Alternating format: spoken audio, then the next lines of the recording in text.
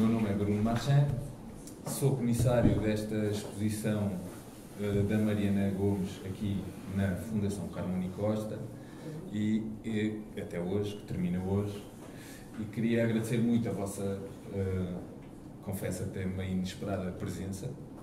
Somos muitos e estamos entre amigos, o que é bom. E obrigado por terem tirado estas horas no final de tarde de sábado, que até está convidativo para a praia e outros passeios, para estarem aqui connosco para falarmos um bocadinho sobre a exposição da Mariana e sobre o universo artístico dela. Talvez ao contrário daquilo que se pudesse esperar, não vamos fazer nenhumas revelações incríveis sobre questões bastante prementes dentro da situação artística atual. Vamos então só tentar olhar para o trabalho da Mariana dentro de uma perspectiva que queremos que seja bastante informal e ligada às coisas mais práticas do que propriamente a questões que poderiam vir, sei lá, fazer das peças da Mariana uma ilustração de outra coisa que elas provavelmente não são. E nesse sentido, aquilo que eu propus à Mariana quando pensámos fazer esta conversa foi prolongar uma curta entrevista que nós começámos a fazer no dia 12 de junho deste ano, na sequência da inauguração desta exposição, e onde íamos, na verdade, falando sem grande organização sobre os temas que lhe interessam e o porquê do seu trabalho, como é que as coisas surgiram, etc. Para quem é de Lisboa, sabe que dia 12 de junho é um dia importante, era a Noite dos Santos e, portanto, a conversa foi interrompida rapidamente e nós decidimos fazer uma ou mais sessões sem santos, com mais calma em dias seguintes. E às tantas pensámos que talvez fosse bom trazer esse modelo para aqui. Neste caso, até acho que será ainda melhor poder contar também com as vossas perguntas e, portanto, voltar a pedir-vos que, sempre que entendam que pode ser, por favor, não hesitem e intervenham, porque torna a situação muito mais dinâmica, interessante e mais fluida. Conto convosco, portanto, para me ajudarem a fazer esta entrevista. Depois, a dada altura, já muito próximo da inauguração da exposição, e enquanto umas largas dezenas de trabalhos ainda estavam dentro do espaço da exposição, sem sabermos exatamente se eles iam entrar ou não na exposição, se voltavam para o ateliê exatamente na mesma condição, e sendo que estávamos a debruçar-nos sobre um conjunto de cadernos, quase diários gráficos ou diários de bordo da Mariana. De bordo mesmo. Exato. Tivemos a ideia de seria incrível se de repente pudéssemos pegar num desses caderninhos, aqueles típicos Moleskine, capa preta, papel com alguma dignidade, e fizéssemos um lançamento desta espécie de facsímile de um desses cadernos ainda durante a exposição. E depois decidimos que, bom, então o ideal será mesmo sinalizar o fim da exposição com este lançamento e que, na verdade, pronto, acaba por ser uma espécie de um livro de artista, mas que ao mesmo tempo, e que já está disponível, portanto espero que possam consultá-lo depois desta conversa, mas que, para além do mais, tem uma característica que eu quis aproveitar para esta conversa, que era, dentro deste caderno que nós escolhemos representar, há uma data de assuntos que poderiam conduzir uma espécie de entrevista. E então eu achei que isso seria interessante, e embora vocês ainda não possam estar a consultar este caderno, nós vamos tentando mostrar algumas coisas e eu organizei aqui umas quantas perguntas para fazer à Mariana e para ela nos poder ir contando como é que é a sua relação com a prática artística. E eu achei muita piada porque o último desenho deste livro, provavelmente não conseguem todos ver bem, é algo que quer dizer, que eu associo à prática da Mariana e à vida da Mariana desde que a conheci, porque a Mariana, para além da sua prática artística, trabalhou muitos anos como hospedeira de bordo, na TAP. E, portanto, nós falávamos muito dessa coisa bastante violenta de ter uma vida que entra dentro daquela espécie de não lugar que é o avião, onde tens que, de alguma maneira, gerir o conforto e as necessidades de várias centenas de pessoas ao mesmo tempo, para desembarcar num outro ponto do mundo, estar 2 dias em que nem sequer podes propriamente visitar, mas também não estás só 2 horas, e depois regressar como quem está numa espécie de cápsula do tempo, não é? Portanto, a tua vida estava partida assim em 2, digamos assim. Depois, quando chegavas, voltavas ao teu trabalho de ateliê, tinhas que criar outra vez esse espaço mental, não é? E, portanto, havia aqui uma espécie de interruptor sempre de um lado para o outro. Dormir, acordar. Exatamente. E este último desenho tem muita piada porque é um conjunto de carantonhas, eu diria, bastante mal dispostas, sentadas em cadeiras de avião e que pedem vinho, fone, água, suco, água já, agora, não funciona, tenho frio. E, portanto, isto é uma pequena ilustração da exigência da coisa, mas, por outro lado, também é uma ilustração muito clara de que o desenho para ti faz parte do teu cotidiano e está presente até nas horas mais difíceis, eu diria.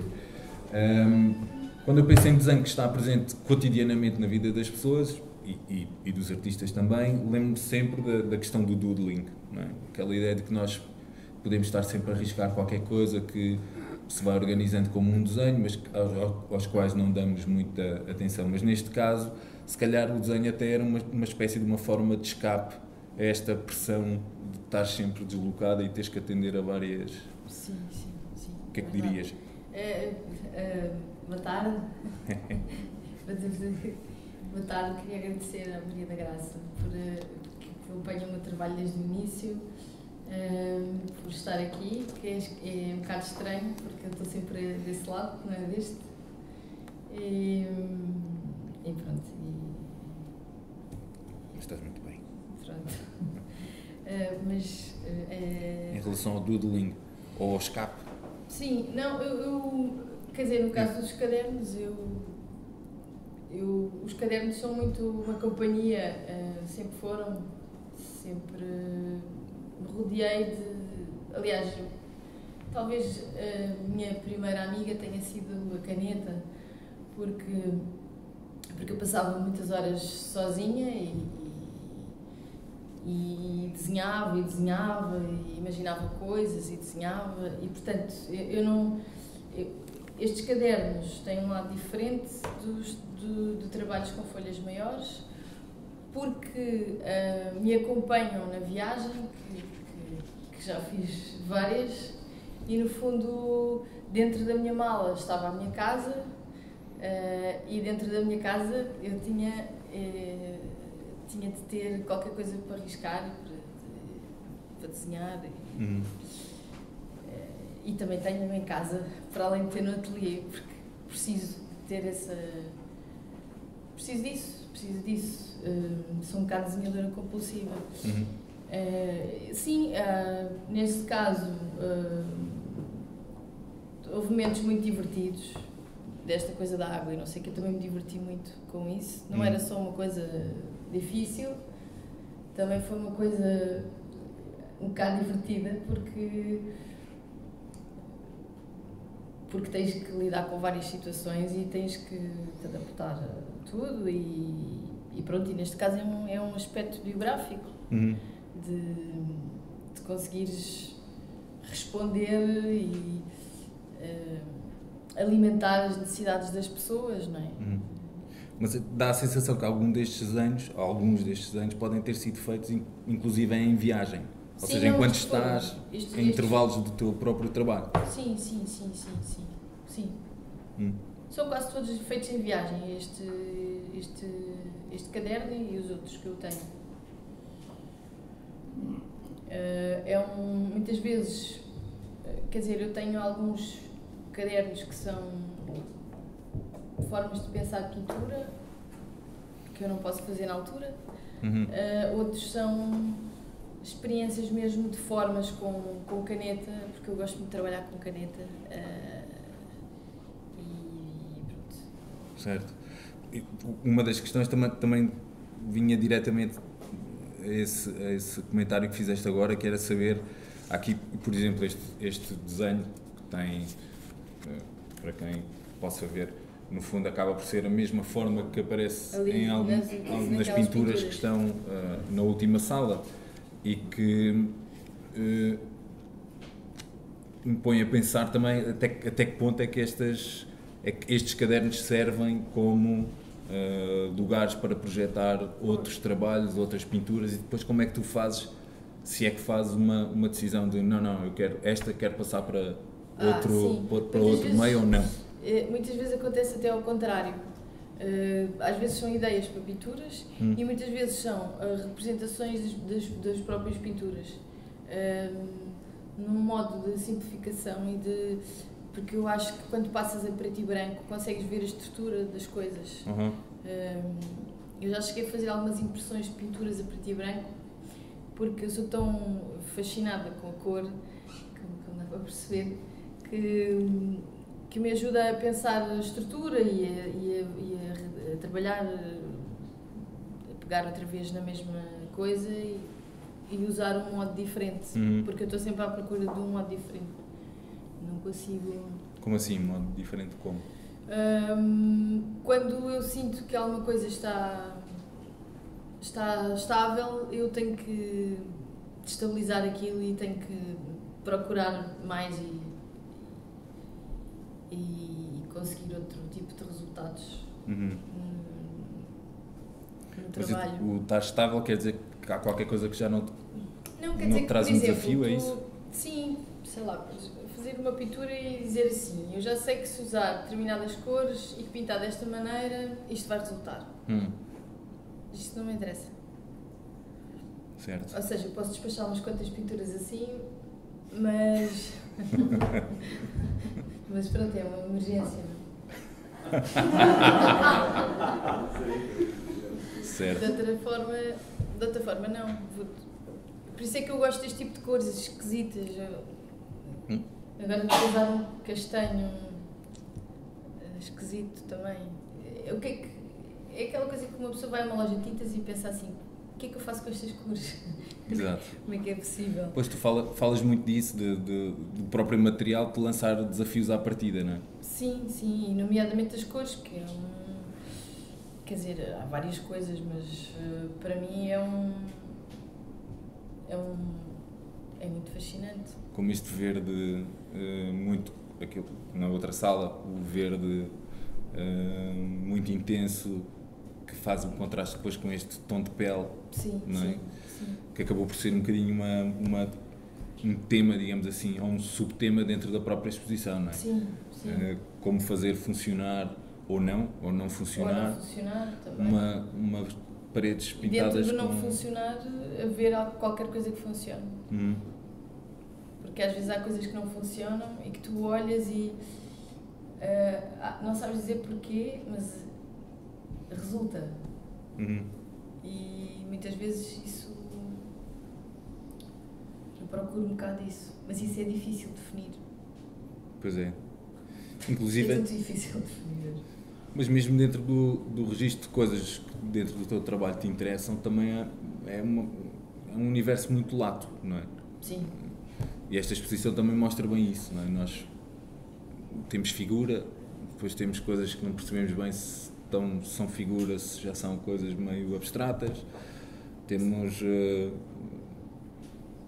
figuras mitológicas, temos série B, temos pedras, almofadas, quer dizer, na verdade isto de alguma maneira também é bastante ilustrativo da forma como tu lidas com o mundo material e com as coisas que te vão interessando, não é? Não há propriamente não tens um universo muito estrito, é uma coisa bastante alargada. São várias coisas que compõem isso. Eu acho que esta exposição é um bocado uma mostra daquilo que é mais um espírito do meu trabalho e que nos trabalhos sobre papel isso acaba por ser mais visível, porque as exposições que eu tenho feito praticamente todas, tirando o Bollocks que tinham umas cabeças pequeninas em massa fina,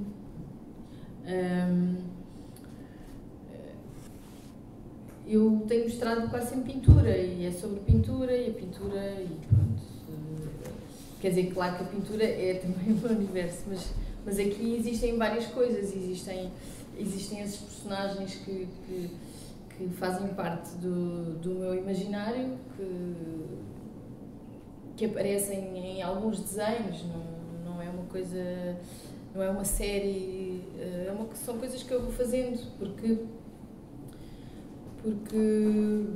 me diz muito, no caso dos filmes série B, diz-me muito esse lado quase ingênuo do efeito especial, de querer fazer e não interessa como, mas é essa vontade de querer fazer, que no fundo é aquilo que quase todos os artistas sentem. Sim. E não sei, o Marante foi uma provocação, não é? O Marante, depois. O Marante, sim. O Marante, para quem não sabe, é aquela figura que abre a exposição. Sim, e que está ali espreitado. E que também está ali. Está ali a ver. E é da música popular portuguesa, não é o Barre, que seria mais adequado para este meio. Aliás, foi a banda sonora para a montagem desta exposição, foi uma música do Marante chamada Barman. Garçom. Sim, Garçom. E onde o Marante conta... O Marante conta as suas mágoas. Mágoas profundas e... Sim, sempre com aquele penteado que o caracteriza. Certo. Que é um desafio pictórico. Lá está, volta-se. Eu não consegui, não apanhei. Não conseguiste? Não apanhei. Portanto, é um trabalho em curso, podemos esperar mais Marantes? Talvez. Foi a primeira vez que eu fiz fazer retrato. E a minha avó até ficou muito triste, porque disse que, filha, então, mas eu sempre quis que tu fizesses um retrato meu e tu vais fazer um retrato do Marante para pôr na tua exposição. Ai, só tu. E deve ter ficado duplamente triste quando viu que havia 2 retratos do Marante. Sim, não são como 2 Marantes. Porquê 2? Porque eu pensei que o primeiro... Porque assim, eu quis fazer meio realista. Não consegui. E pensei, posso ter um segundo para deixar um deles inacabado. Mas optei por deixar os 2 inacabados. Pronto, tem... Não sabia se ia pôr os 2, na verdade. Mas aquele ali à espreita, eu acho que ficou... Dá-lhe um toque de surpresa, tipo... E até... Sentes-te observado. E até tem um bocadinho aquela coisa do efeito Kuleshov, não é? Que é, dependendo da situação, o Marante transforma-se de uma figura até com uma certa dignidade na primeira imagem para um senhor que está de uma forma bastante suspeita. Exato. Portanto, é interpelar quem vê uma exposição de arte e, portanto, são 2 imagens exatamente iguais, 2 sentidos profundamente distintos. Entre o retrato presidencial e o detetive. Certo. Do Sneaky. Sneaky e Marante é o título daquela pintura. O primeiro parece o trago, aqui parece o gato. Sim, é engraçado essa coisa, não é? Porque um canta música para os imigrantes e o outro corre com eles, não é? Não, mas isto não foi a pensar em nada disso. Foi só porque sim. Mas há aqui um lado, tu estavas a falar daquela questão dos filmes de série B. E eu não tinha, eu posso dizer que era praticamente, quer dizer, não tinha conhecimento nenhum desta realidade dos filmes de série B, etc. Tinha visto algumas coisas muito, quer dizer, que são mais ou menos do conhecimento comum, mas a Mariana de alguma maneira apresentou-me outros universos que eu pensei que de facto não pudessem existir. Eu lembro sempre de um filme que a Mariana me mostrou, chamado The Terror of Tiny Town, e que é o único western feito a sério, com um elenco totalmente composto por anões. E portanto são só anões, cavalgam póneis, mas é um filme de terror. É um filme de terror. Mas é um musical também. E musical também.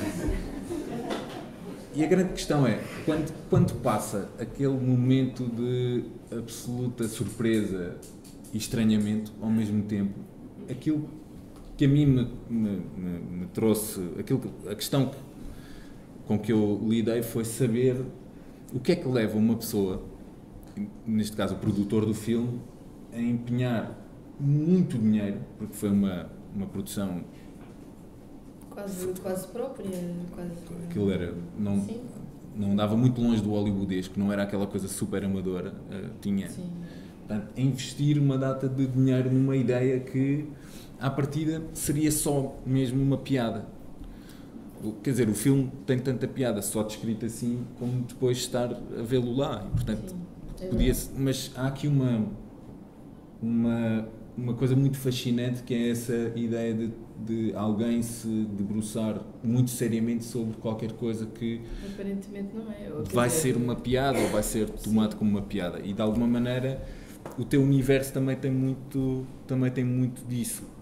Talvez ainda não tenha a estrutura hollywoodesca, mas nunca saberemos se um dia vieres a ter condições o que é que acontece, não é? Mas para ti isso não é sequer, tu não pensas duas vezes quando te aparece uma ideia, mesmo que ela seja absurda, ou talvez porque ela é absurda, há ali qualquer coisa que te diz sim, vou avançar, não é? Sim. Eu, de regra geral, penso depois. Certo. Não sei. Mas e quando pensas depois, o que é que achas? É que podias dizer para ti mesmo, bom, foi mesmo uma patetice, mas sim, não é assim? Sim, também muitas vezes acontece. Não corre sempre bem. Não sei, mas isso se calhar às vezes tem a ver com pequenas ideias. Em relação ao... Quer dizer, se calhar circunscreve-se mais a algum tipo de coisas que estão aqui, tipo o Marante, ou aquele monstro. Aquele monstro do Roger Corman, que é incrível. O filme é muito bom, só vale mesmo o monstro, porque é uma obra, o monstro. Eu acho que pontualmente nesse que tu estavas a dizer, isso em relação à ideia acontece. Em relação a trabalhos como estes, por exemplo, como muitos dos que estão ali, bom, ali já tem uma mistura desses com o trabalho de pintura ou até de desenho que aparece aqui neste livro, aí já tem a ver com outras coisas. Mas tu fazes essa separação, portanto? Faço. Acho que sim. Quer dizer, as coisas estão todas na mesma panela, não é? Só que provavelmente por serem coisas figurativas ou terem esse lado mais caricatural, tem a ver com uma ideia, e por ser absurda, tudo bem, fantástico.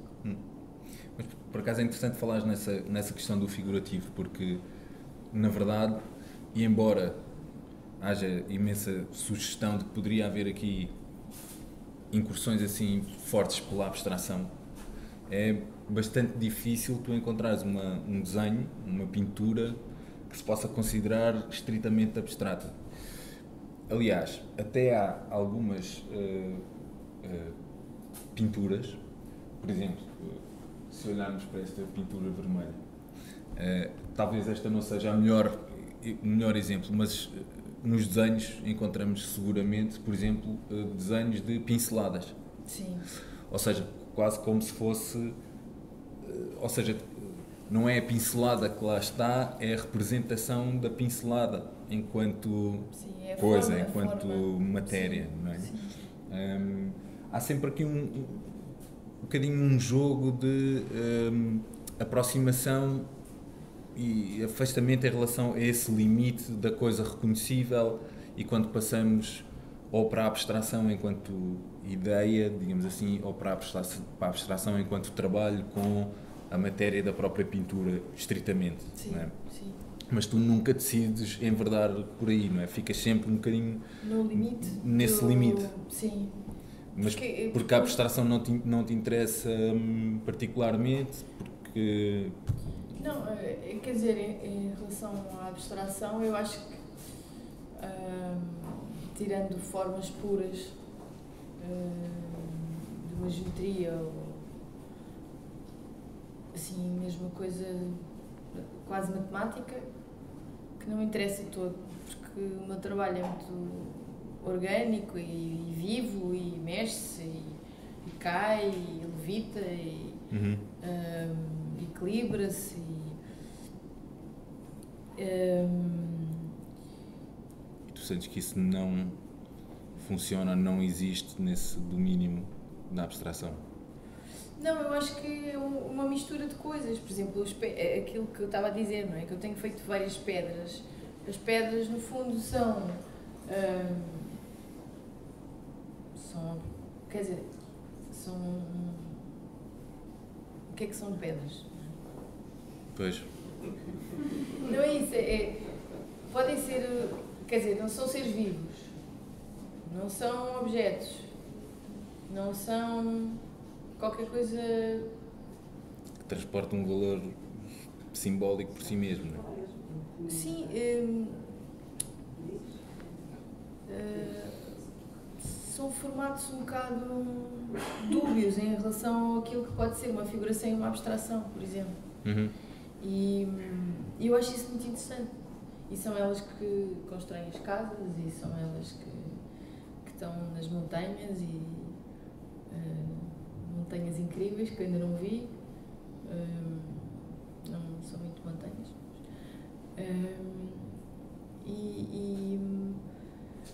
Eu comecei a trabalhar com pedras há muito tempo. Foram um dos meus primeiros trabalhos de pintura. Ao mesmo tempo também é um desafio, porque é uma entidade um bocadinho amorfa. Pois é, isso e essas partes em relação à composição, a esse equilíbrio, a esse jogo de dança, ou de queda, ou de suspensão, ou de levitação, esses blocos dão muitas possibilidades. Certo. Mas a verdade é que sim, quer dizer, entre o abstrato e o figurativo, eu acho que... Mas por falar em coisas nesse limite e em coisas amorfas, há uma data de... Há uns quantos elementos recorrentes nos teus desenhos e na tua pintura também. Falaste aqui dos calhaus, já falámos também das pinceladas, mas, por exemplo, intestinos. Sim. Parecem imensos intestinos no teu trabalho. Há dentes, mãos, narizes, bocas, mas às vezes também há assim... Eu às vezes vejo coisas como ranho, quer dizer, uma data de situações que, de alguma maneira, por um lado, sim, assim, elencadas assim, à partida, nunca entrariam dentro do domínio das coisas sérias a tratar, sim, tipo... neste tipo de trabalho, mas por outro lado, eles também configuram uma coisa que eu acho que é bastante mais séria, e que tem a ver com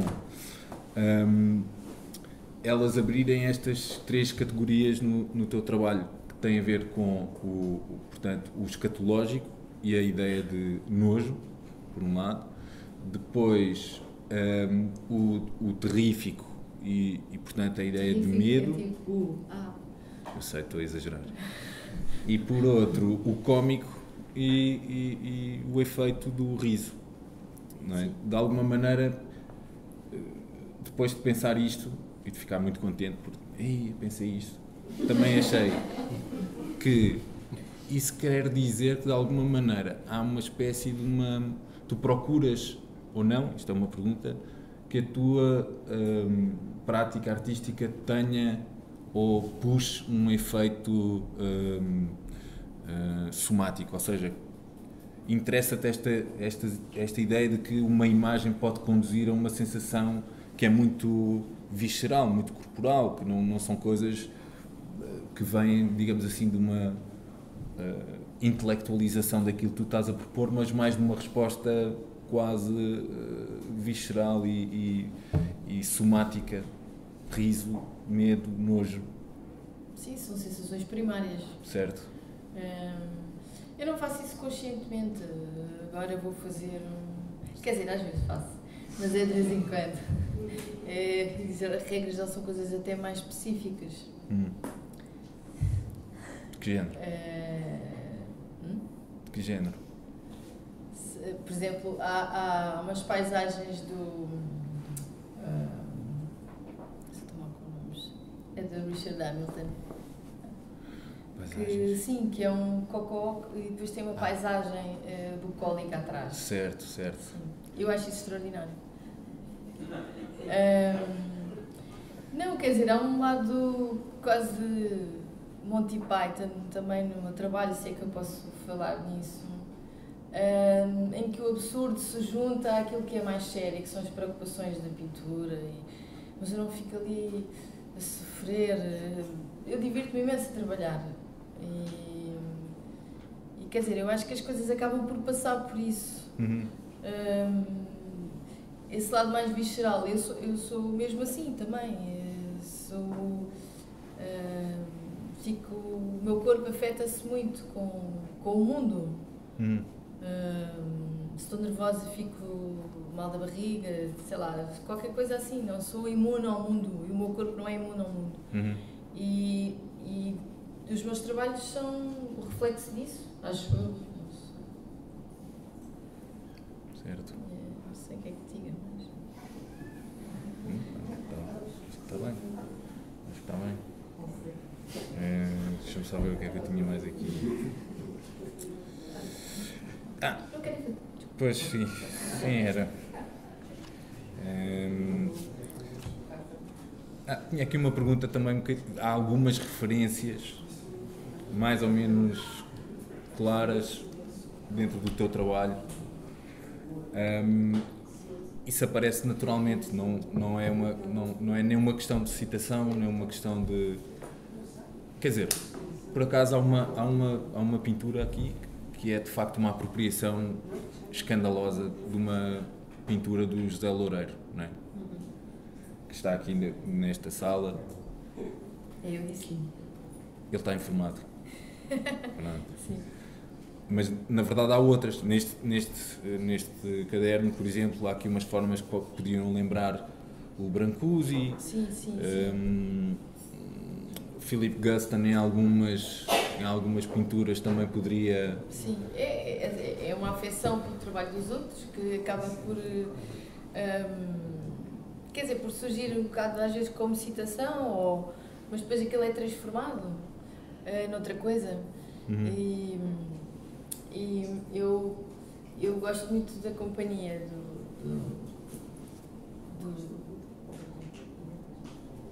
daquilo que é o universo quando eu estou a trabalhar de poetas, de pintores, até tenho uns bustezinhos. É verdade. Com alguns pintores que eu fiz o retrato. E volto e me olho para eles e penso assim, mas o que é que vocês acham disto?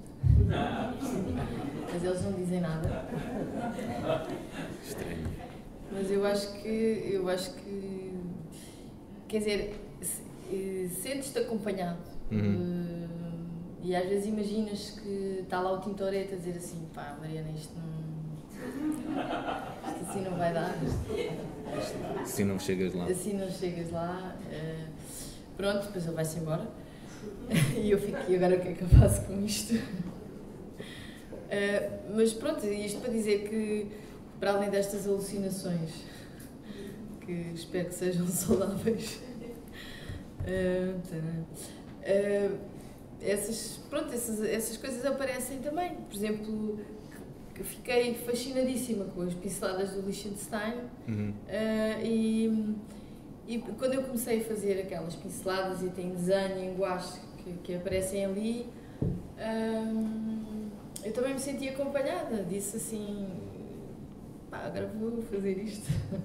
Quer dizer, não sei, vejo mais como uma companhia do que se calhar como uma apropriação mesmo, porque eu acho que é normal estas coisas acontecerem mesmo inconscientemente. Sim. E pronto, e a boca do José Loureiro foi mesmo porque eu gosto muito daqueles trabalhos e tentei fazer um, mas não correu tão bem, claro.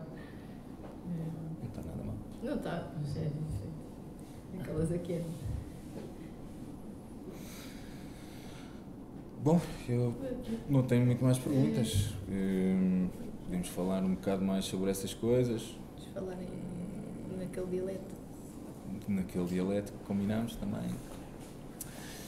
Na verdade, pronto, esta exposição acaba por ser muito... Luísa. Olá. Por favor. Mariana, eu gostava que tu explicasses outra vez porque é que escolheste este título, Canhota. Bom, os títulos surgem de um modo... Desculpa, Luísa, não te consigo. Outra vez. Os títulos surgem sempre de um modo, às vezes muito forçado, muito difícil, às vezes um modo profético, às vezes porque ouves uma palavra na rua e dizes e eu acho que este foi do modo profético. Profético no sentido de que canhota, pronto, e então sim, é isto. Mas pronto, para falar sobre o título, enfim, o título ilustra um bocado uma espécie de autorretrato pela mão, não é? Porque eu sou canhota, em primeiro lugar, e porque é a mão que faz os trabalhos. E antes de mais, quer dizer, dá muito jeito.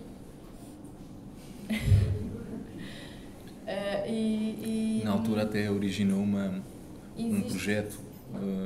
Nós começámos um projeto que um dia aparecerá, espero eu, de um dicionário deste tipo de palavras como que canhota inspirou. Sim, porque é uma palavra um bocado, não é?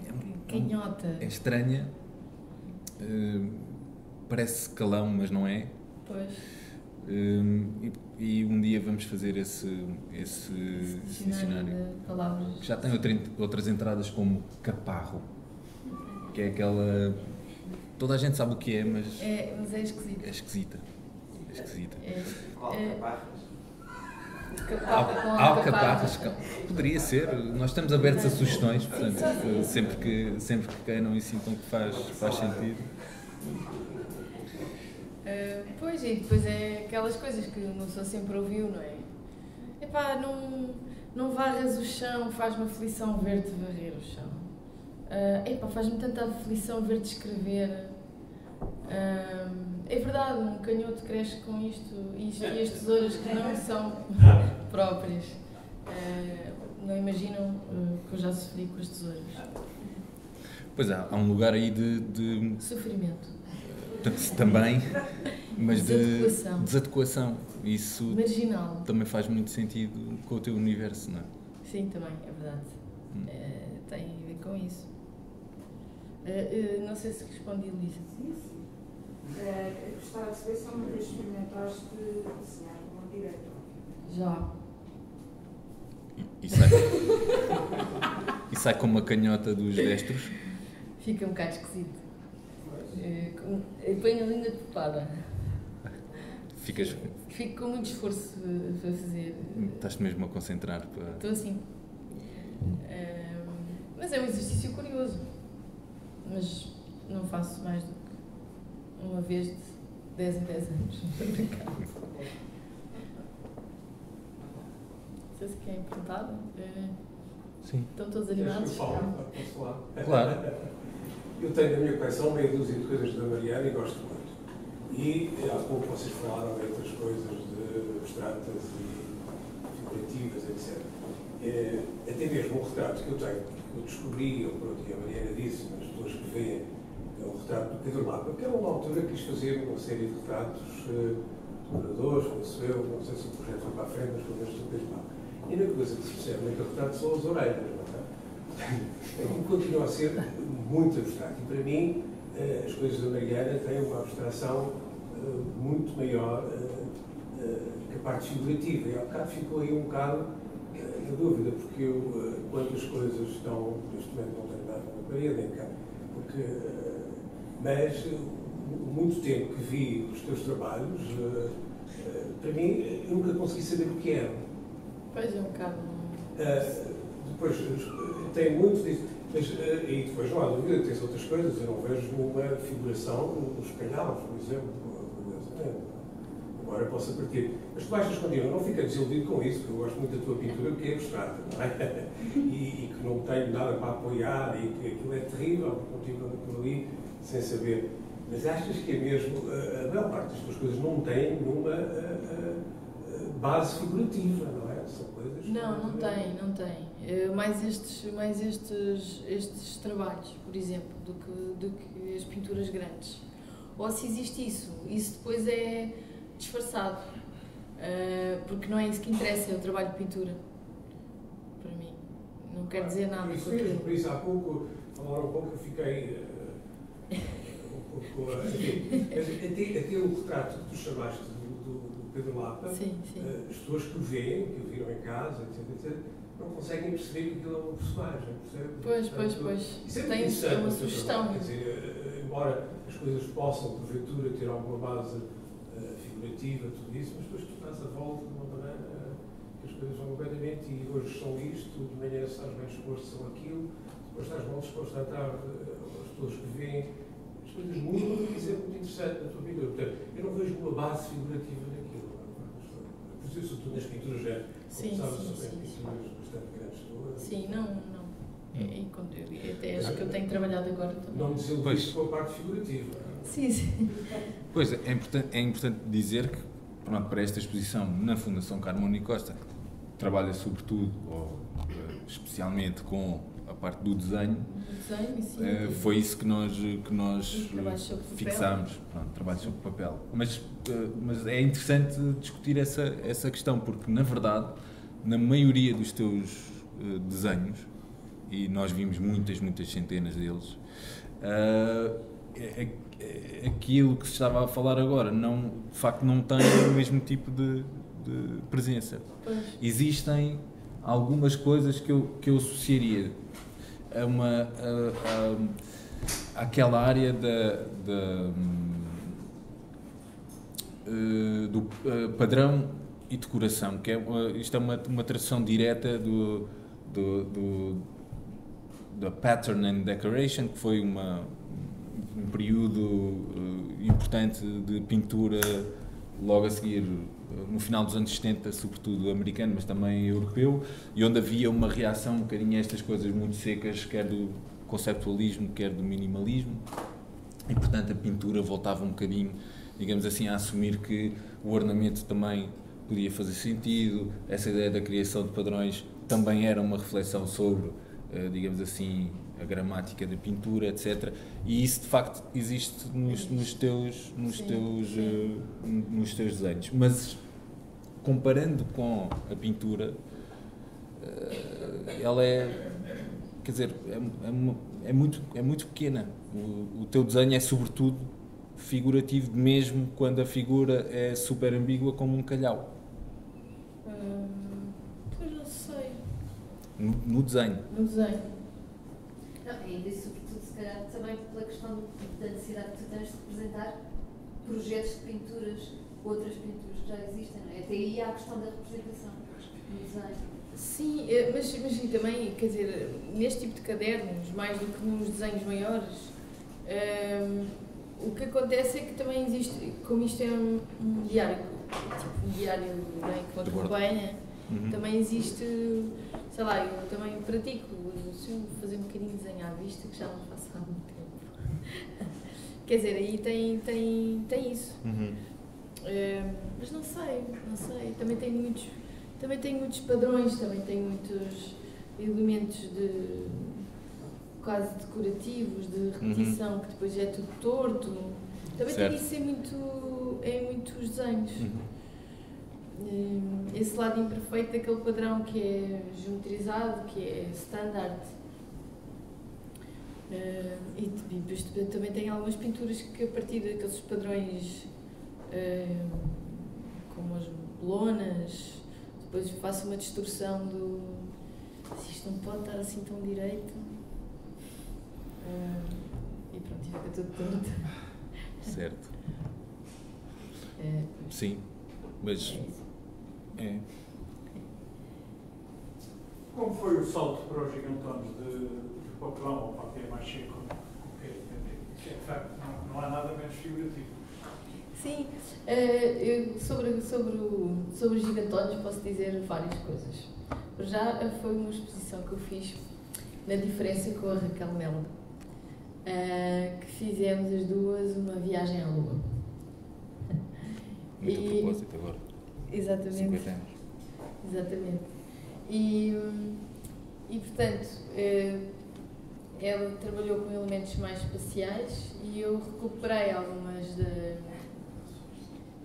uma coisa que me interessa muito, que é o carnaval e tudo o que são acessórios e postiços que as pessoas usam e o modo como isso é libertador em relação às pessoas e isso tem a ver com uma graça, com humor, com divertimento, não é? E portanto ela fez alguns elementos espaciais, uns capacetes, e eu fiz estes cabeçudos meio ficção científica.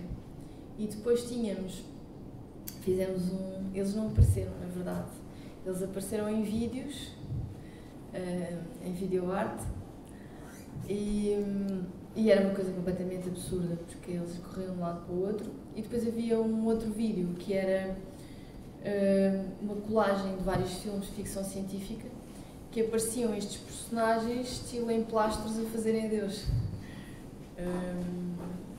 E foi assim que eu fiz, foi por isso que eu fiz aqueles gigantones. E sempre tive um interesse genuíno por tudo o que é do carnaval. Aliás, eu trabalhei nessa área, eu já fui palhaço, por isso.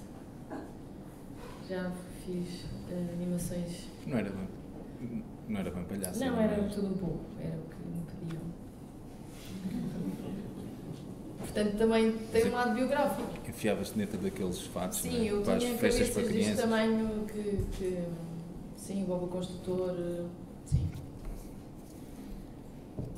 Muitos murros na barriga, debaixo de tudo. Sim, as crianças gostam desses personagens para lhes baterem, porque não podem fazer nada e estão sempre a rir. Cannot fight back.